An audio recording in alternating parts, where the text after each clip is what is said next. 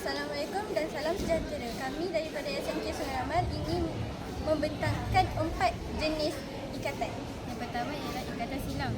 Kegunaannya untuk mengukuhkan dan menstabilkan sesuatu perkara.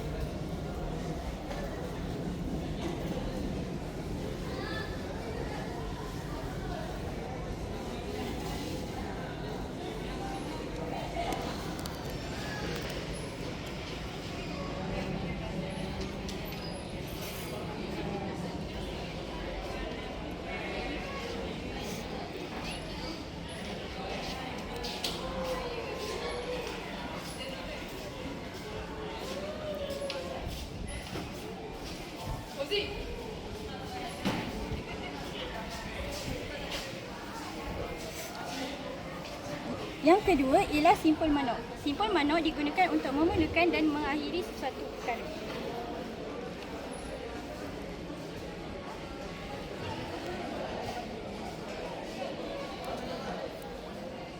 Yang ketiga adalah satu liter 2,5 belit. Kegunaannya adalah untuk mengikat pada hujung tali tiang pokok atau bot agar tidak terlucut.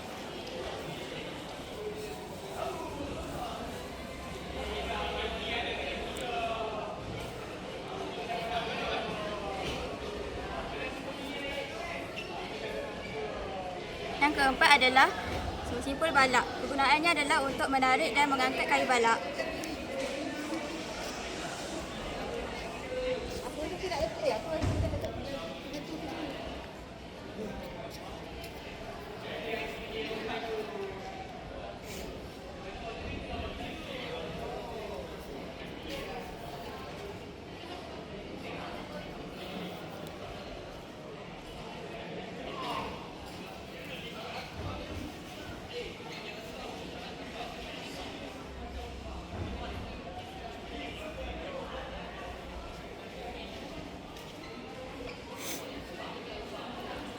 Sekian, terima kasih.